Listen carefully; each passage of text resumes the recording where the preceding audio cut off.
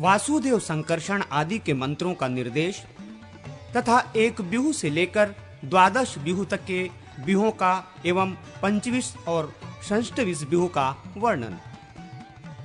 नारद जी कहते हैं, ऋषियों, अब मैं वासुदेव आदि के आराधनीय मंत्रों का लक्षण बता रहा हूं। वासुदेव, संकर्षण, प्रद्युम्न और अनिरुद्ध, इन 4 बिहू मूर्तियों के नाम के आदि में ओम, फिर क्रमशः अ, आ, अम, अह, ये 4 बीज तथा नमो भगवते पद जोड़ने चाहिए और अंत में नमः पद को जोड़ देना चाहिए।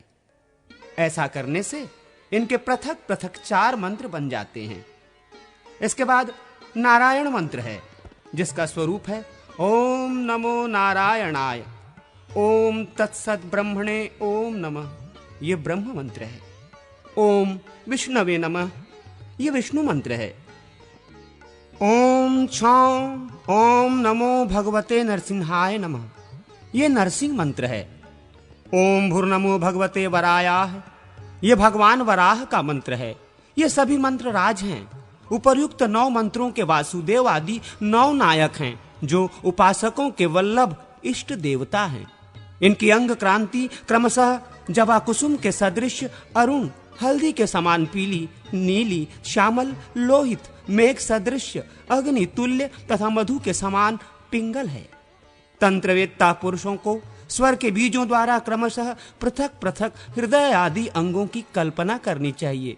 उन बीजों के अंत में अंगों के नाम रहने चाहिए, यथा ओम आ हृदयाय नमः, ओम ई शीर्षे स्वाहा, ओम उम शिखाय वष्टः।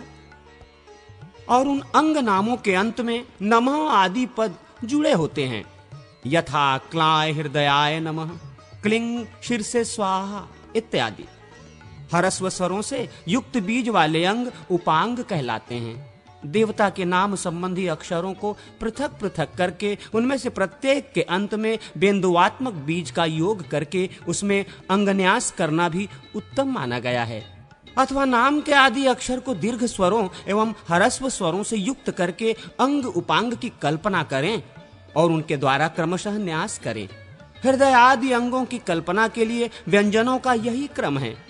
देवता के मंत्र का जो अपना स्वर बीज है, उसके अंत में उसका अपना नाम देकर अंग संबंधी नामों द्वारा पृथक पृथक 5 से लेकर 12 अंगों तक के न्यास वाक्य की कल्पना करके सिद्धि के अनुरूप उसका जप करें। हृदय, सिर, शिखा, कवच, नेत्र और अस्त्र, ये 6 अंग हैं। मूल मंत्र के बीजों का इन अंगों में न्यास करना चाहिए। 12 अंग ये हैं: हृदय, सिर, शिखा, हाथ, नेत्र, उदर, पीठ, बाहु, उरु, जानु, जंघा और पैर। इनमें क्रमशः न्यास करना चाहिए। यह गरुड़ संबंधी बीज मंत्र है, यह गदा मंत्र है, यह पुष्टि देवी संबंधी मंत्र है, यह श्री मंत्र है, यह 5 जन्य शंख का मंत्र है, यह वनमाला का और यह पद्म या पद्मनाभ का मंत्र है। बीज रहित पद वाले मंत्रों का अंगन्यास उनके पदों द्वारा ही करना चाहिए। नाम संयुक्त जातन्य पदों द्वारा हृदय आदि 5 अंगों में पृथक पृथक न्यास करें। पहले प्रणव का उच्चारण, फिर हृदय आदि पूर्वोक्त 5 अंगों के नाम क्रम ये हैं। उदाहरण के लिए यूं समझना चाहिए: ओम हृदयाय नमः इत्यादि। पहले प्रणव तथा हृदय मंत्र का उच्चारण करें, अर्थात ओम हृदयाय नमः कहकर हृदय का स्पर्श करें। फिर पराय शीर से स्वाहा बोलकर मस्तक का स्पर्श करें। तत्पश्चात इष्ट देव का नाम लेकर शिखा को छुएं, अर्थात वासुदेवाय शिखाय वषट बोलकर शिखा का स्पर्श करें। इसके बाद आत्मने कवचाय हूं बोलकर कवच न्यास करें। पुनः देवता का नाम लेकर अर्थात वासुदेवाय अस्त्राय फट बोलकर अस्त्र न्यास की क्रिया पूरी करें। आदि में ओमकारादि जो नामात्मक पद हैं, उसके अंत में नमः पद जोड़ दें और उस नामात्मक पद को चतुरंत करके बोलें। एक बिहू से लेकर षष्टविंश बिहू तक के लिए ये समान मंत्र हैं। कनिष्ठा से लेकर सभी अंगुलियों के हाथ के अग्रभाग में प्रकृति का अपने शरीर में ही पूजन करें। पराय पद से एकमात्र परम पुरुष परमात्मा का बोध होता है, वही एक से दो हो जाता है, अर्थात प्रकृति और पुरुष दो व्यूहों में अभिव्यक्त होता है। ये व्यापक मंत्र है। वसु, अर्क, सूर्य और अग्नि ये त्रिव्यूहात्मक मूर्तियां हैं। इन तीनों में अग्नि का न्यास करके हाथ और संपूर्ण शरीर में व्यापक न्यास करें। वायु और अर्क का क्रमशः दाएं और बाएं दोनों हाथों की उंगलियों में न्यास करें तथा हृदय में मूर्तिमान अग्नि का चिंतन करें। त्रिव्यूह चिंतन का यही क्रम है। चतुर्व्यूह में चारों वेदों का न्यास होता है। ऋग्वेद का संपूर्ण देह तथा हाथ में व्यापक न्यास करना चाहिए। अंगुलियों में यजुर्वेद का, हथेलियों में अथर्ववेद का तथा हृदय और चरणों में शीर्ष स्थानीय सामवेद का न्यास करें। पंचव्यूह में पहले आकाश का पूर्ववत शरीर और हाथ में व्यापक न्यास करें। फिर उंगलियों में भी आकाश का न्यास करके वायु, ज्योति, जल और पृथ्वी का क्रमशः मस्तक, हृदय, गुहा और चरण इन अंगों में न्यास करें। आकाश, वायु, अग्नि, जल और पृथ्वी इन पांच तत्वों को पंचव्यूह कहा गया है। मन, श्रवण, त्वचा, नेत्र, रसना और नासिका इन 6 इंद्रियों को षड्व्यूह की संज्ञा दी गई है।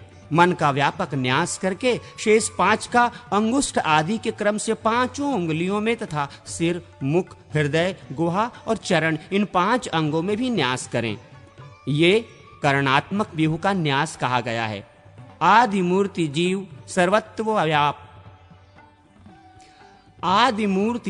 सर्वत्व व्यापक है। भूर्लोक, भुवरलोक, स्वरलोक, महरलोक, जनलोक, तपोलोक और सत्यलोक ये 7 लोक सप्तव्यूह कहे गए हैं। इनमें से प्रथम भुवरलोक का हाथ एवं संपूर्ण शरीर में न्यास करें। भुवरलोक आदि 5 लोकों का अंगुष्ठ आदि के क्रम से 5 उंगलियों में तथा 7वें सत्यलोक का हथेली में न्यास करें। इस प्रकार ये लोकात्मक सप्तव्यूह हैं, जिसका पूर्वोक्त क्रम से शरीर में न्यास किया जाता है। अब यज्ञात्मक सप्तव्यूह का परिचय दिया जाता है। सप्त यज्ञ स्वरूप यज्ञ पुरुष परमात्मा देव श्रीहरि संपूर्ण शरीर एवं सिर, ललाट, मुख, हृदय, गुहा और चरण में स्थित हैं, अर्थात उन अंगों में उनका न्यास करना चाहिए। वे यज्ञ इस प्रकार हैं: अग्निहोष्ट, अग्निष्टोम, उकत्थ, षोडशी, वाजपेय, अतिरात्र और आप्तोर्याम ये 6 यज्ञ तथा 7वें यज्ञात्मा इन 7 रूपों को यज्ञमय सप्तव्यूह कहा गया है। बुद्धि, अहंकार, मन, शब्द, स्पर्श, रूप, रस और गंध ये 8 तत्व अष्टव्यूह रूप हैं। इनमें से बुद्धि तत्व का हाथ और शरीर में व्यापक न्यास करें। फिर उपर्युक्त 8 तत्वों का क्रमशः चरणों के तलवों, मस्तक, ललाट, मुख, हृदय, नाभि, गुहा, देश और पैर इन 8 अंगों में न्यास करना चाहिए। इन सबको अष्टव्यूहात्मक पुरुष कहा गया है। जीव, बुद्धि, अहंकार, मन, शब्द, स्पर्श, रूप, रस और गंध गुण इनका समुदाय 9 व्यूह है। इनमें से जीव का दोनों हाथों में अंगूठों में न्यास करें और शेष 8 तत्वों का क्रमशः दाहिने हाथ की तर्जनी से लेकर बाएं हाथ की तर्जनी तक 8 उंगलियों में न्यास करें। संपूर्ण देह, सिर, ललाट, मुख, हृदय, नाभि, गुहा, जानु और पाद इन 9 स्थानों में उपर्युक्त 9 तत्वों का न्यास करके इंद्र का पूर्ववत व्यापक न्यास किया जाए तो यही 10 व्यूहात्मक न्यास हो जाता है। दोनों अंगुष्ठों में, तलद्वय में, तर्जनी आदि 8 अंगुलियों में तथा सिर, ललाट, मुख, हृदय, नाभि, गुहा, उपस्थ और गुदा, जानुद्वय और पादद्वय इन 11 अंगों में 11 इंद्रियात्मक तत्वों का जो न्यास किया जाता है उसे एकादश व्यूह न्यास कहा गया है।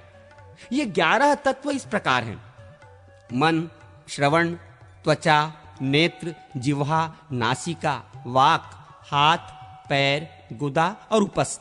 मन का व्यापक न्यास करें। अंगुष्ठद्वय में श्रवण इंद्रियों का न्यास करके शेष त्वचा आदि 8 तत्वों का तर्जनी आदि 8 उंगलियों में न्यास करना चाहिए। शेष जो 11वां तत्व उपस्थ है उसका तलद्वय में न्यास करें। मस्तक, ललाट, मुख, हृदय, नाभि, चरण, गुहा, उरुद्वय, जंघा, गुल्फ और पैर, इन 11 अंगों में भी पूर्वोक्त 11 तत्वों का क्रमशः न्यास करें। विष्णु, मधुसूदन, त्रिविक्रम, वामन, श्रीधर, ऋषिकेश, पद्मनाभ, दामोदर, केशव, नारायण, माधव और गोविंद, ये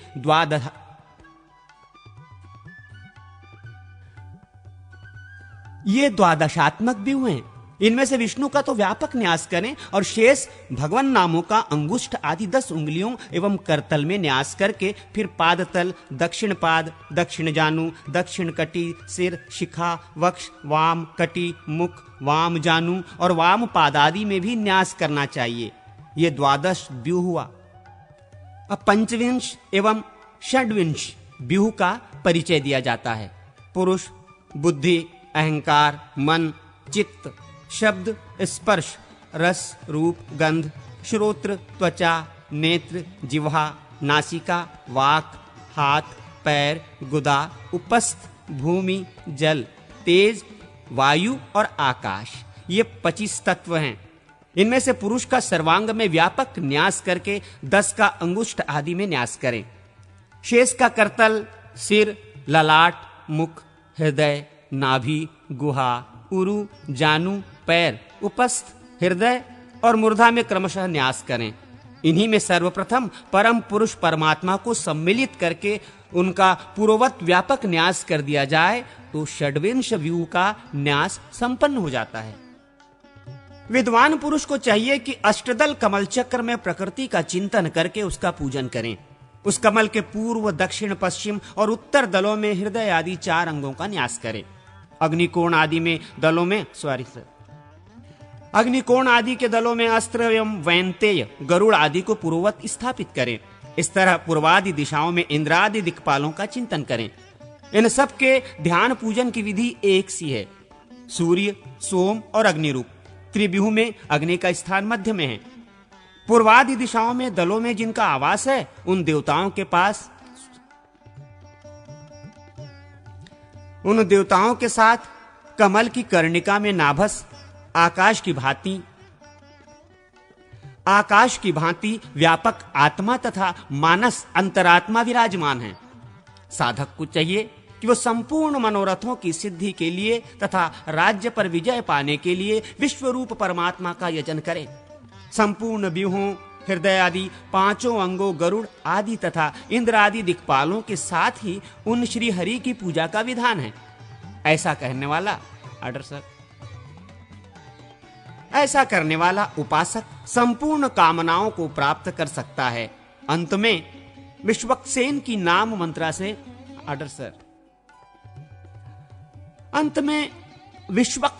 नाम मंत्र से पूजा करें।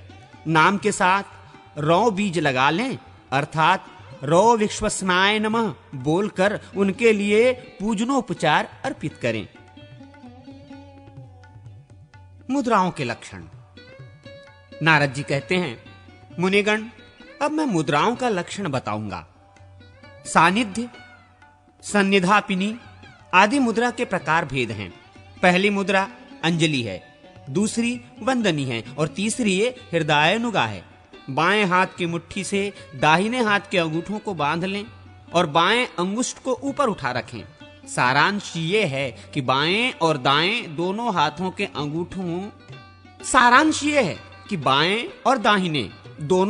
के अंगूठे ऊपर की ओर ही उठा रहे। यही हृदयानुगा मुद्रा है। इसी को कोई संरोधिनी और कोई निष्ठुरा कहते हैं। व्यवहारचना में ये 3 मुद्राएं साधारण हैं। अब आगे ये असाधारण विशेष मुद्राएं बताई जाती हैं। दोनों हाथों में अंगूठे से कनिष्ठा तक की 3 उंगलियों को नवाकर कनिष्ठा आदि को क्रमशः मुक्त करने से 8 मुद्राएं बनती हैं। अ, क, च, ट, त, प, य, श। ये जो 8 वर्ग हैं उनके जो पूर्व बीज अंग, कंग, चंग, टंग इत्यादि हैं। उनको ही सूचित करने वाली उक्त 8 मुद्राएं हैं, ऐसा निश्चय करें। फिर 5 उंगलियों को ऊपर करके हाथ को सम्मुख करने से जो नवी मुद्रा बनती है वो नवम बीज शम के लिए है। वो नवम बीज शंख के लिए है। दाहिने हाथ के ऊपर बाएं हाथ को दाहिने हाथ के ऊपर बाएं हाथ को उतान रखकर उसे धीरे धीरे नीचे को झुकाएं। ये वराह की मुद्रा मानी गई है। ये क्रमशः अंगों की मुद्राएं हैं। बायां मुट्ठी में बंधी हुई एक एक अंगुली को क्रमशः मुक्त करें और पहले की मुक्त की हुई उंगलियों को फिर सिकोड़ लें। बाएं हाथ में ऐसा करने के बाद दाहिने हाथ में भी यही प्रक्रिया करें।